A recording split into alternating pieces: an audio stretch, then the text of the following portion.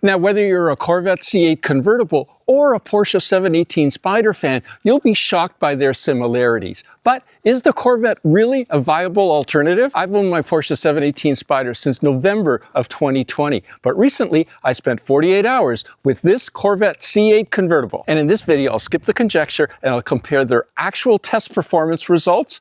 I'll compare how their specifications affect those performance results, and my first-hand account of driving both the cars and what I feel about them and how they actually perform in the real world. And I'll also compare their initial costs versus their current resale prices, which are a real eye-opener. Now, whether you're part of hashtag Team Corvette or hashtag Team Porsche, by the end of this video, you'll see these two cars very differently. And just so you know, this is not a sponsored video. I paid for my Porsche and I rented that Corvette C8 with my own money. And also, so there's no confusion, this Porsche is a Porsche 718 Spyder, not a Spyder RS. That's a very different animal. Now, the data I'm using for this video is professional test data from caranddriver.com and fastestlaps.com for both cars. Now, the Corvette C8's performance specs are seriously impressive, with a 0 to 60 time of just 3.0 seconds versus 3.4 seconds for the Porsche Spyder, and a quarter-mile time of 11.4 seconds, terminating at 120 miles an hour, versus the Porsche Spyder of 11.8 seconds at 119 miles per hour. Close, but the Corvette is definitely faster. And the Corvette has a top speed of 184 miles per hour compared to Porsche's 187 miles per hour. Neither of which top speed I saw in either car. So sure, here, bragging rights go to hashtag Team Corvette. But keep in mind, there's far more to performance than acceleration times and top speed. In sports cars like these, braking performance is also critical. The Corvette C8 Convertible stops from 70 miles per hour in 154 feet compared to the Porsche 718 Spyder's 141 feet. But as the speed increases, so does the difference in stopping distance. At 100 miles per hour, the Corvette is at 313 feet, while the Porsche, always known for having great brakes, is at a mere 276 feet. And we'll talk a little bit later about why that braking performance differs so much.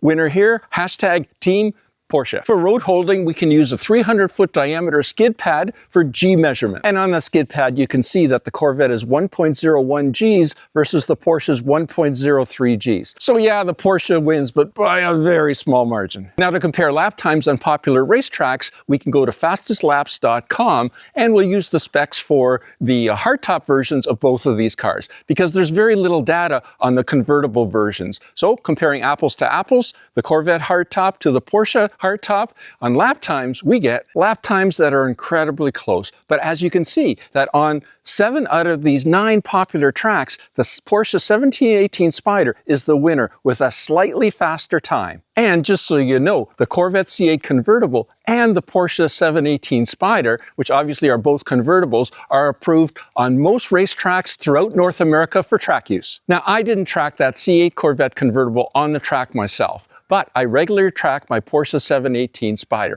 But I have heard you need a much higher level of skill to be able to get the most out of that Corvette C8 Convertible, whereas getting great times in the Porsche is relatively straightforward. Quite honestly, in the real world, on the street or on the track, will you notice any difference in performance between these two cars? Nope. When we start to compare the specifications, we'll start to see why the performance numbers end up where they are. That Corvette has an amazing 495 horsepower at 6,450 RPM and an incredible 470 foot-pounds of torque at 5,150 RPM versus the Porsche's 414 horsepower at 7,600 RPM with a mere 309 pound-feet of torque at 5,000 RPM, which obviously explains why that Corvette is so much quicker at acceleration. But there's a big difference in weight, which explains why the Corvette's acceleration times aren't even better. The Corvette weighs in at a portly 3,747 pounds versus the Porsche's 3,263 pounds. Now, that extra 500 pounds that the Corvette carries not only hinders acceleration times, but also braking, road holding, and track times. The difference in brake size helps explain each car's braking performance results. That heavier Corvette has 13.6-inch discs up front, 13.8-inch discs on the back, compared to the Porsche 718 Spyder's 15-inch discs on the front and 15-inch discs on the back. So braking performance is another win for #Team Porsche. That extra weight in the Corvette is caused by not only its heavier engine, but also by it's just basically a larger car. Its length of 182.3 inches versus 174.5 inches for the Porsche. The width is also bigger at 76.1 inches versus 71 inches. And the longer wheelbase of the Corvette of 107.2 inches versus 97.8 inches in the Porsche. And that makes the Corvette feel more at home cruising on an interstate highway than on twistier, tighter roads. Something I definitely noticed with my time with the Corvette. Definitely hinders the Corvette's lap times. If you like this video and want to check out some more cool car videos, click the subscribe button and check out my videos for yourself. Now, there's no big mystery where all that Corvette power comes from, with that big 6.1 liter V8 engine compared to the Porsche's relatively puny 4-liter flat six. I'm surprised with the Porsche's smaller engine, less weight, and smaller size that the fuel economy isn't better still. So hats off Corvette. Now, that Corvette's 8-speed dual-clutch automatic transmission is light years better than any automatic transmission in a Corvette ever before. But it's still no match for that super fast, super accurate 7-speed PDK transmission in the Porsche. Many enthusiasts prefer to shift the gears themselves and therefore prefer a manual transmission. Now, a manual transmission has never been available in the Corvette C8, but it was a very popular way to go for people with the 718 Spyder, and a lot of Spyders were equipped that way, so it was great to have that choice. And as I'm sure you've probably guessed by now, access to the engine in both cars is, well, terrible. Now, when it comes to features, that Corvette C8 Convertible totally blows my much more basic Porsche 718 Spyder right out of the water. From its numerous levels of driving modes with customization on so many levels compared to my Porsche's 2 modes, Sport and PDK Sport, to heads-up display, far superior sound system, performance data recorder doubling as a dash cam, to heated and ventilated seats, to fully insulated lined roof compared to my Porsche's single-layer roof that transmits noise so well that you can actually hear cars in your blind spot even if you don't see them, even with that top up. That Corvette has front and rear view cameras compared to my Porsche's rear view only, and it has memory driver and passenger seats, which I can't figure out why my Porsche doesn't have. And I absolutely love the mandatory, especially for this Corvette, front axle lift. Without it, and sometimes even with it, that Corvette front splitter is easily damaged. And the passenger seat in the Corvette feels very cramped for the same reason. Getting into the cars, the Porsche wins too. The long reach to get into the footwell in the Corvette gets old real fast. Now, that amazing rear view camera in the mirror, as well as the blind spot and cross traffic alert system, really works well in the Corvette. It's a good thing though, because it was almost impossible to see to the rear or rear 3/4 view while driving, especially with the roof down. Now, the Corvette top is fully automatic. It does take 16 seconds to drop, compared to the Porsches, which is not automatic at all. In fact, it's totally manual, and it takes a full 36 seconds of me running around and putting it down. And another huge advantage of that top in the Corvette is that it can be dropped at speeds of up to 30 miles per hour. Well, and of course the Porsche, you gotta be standing still, right? Now, on the highway with the top up and cruising at 70 miles per hour, the Corvette is relatively quiet at 73 decibels. The Porsche at 77 decibels is loud, and I mean really loud. And that exhaust note from the Corvette is much better than the one in the Porsche, especially at startup. Although when you hear the Porsche shriek under acceleration up to 8,000 RPM, now that's cool.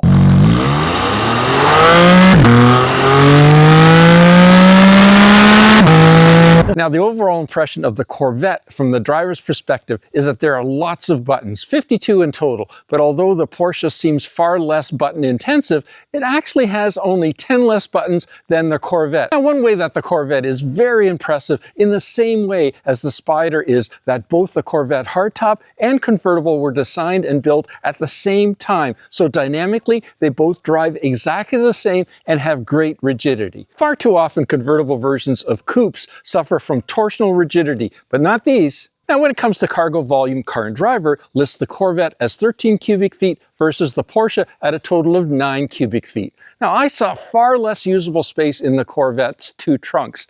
See what I mean? But Corvette claims that the C8 will fit 2 sets of golf clubs. But you know, I doubt that you can get any sets of golf clubs in this Porsche. When comparing reliability and customer satisfaction, in 2023, the Corvette received a score of 93 out of 100 in J.D. Power's U.S. Initial Quality Study, which is the same as the Porsche 718 Spyder did for 2021, the year that this car was made. However, Kelley Blue Book's Customer Feedback and Reliability Report for Customer Satisfaction for the 2023 Corvette C8 is far less glowing, especially when compared to the Porsche in, every category. Consumer Reports also highlights concerns with the Corvette's transmission, brakes, and climate control system being problematic.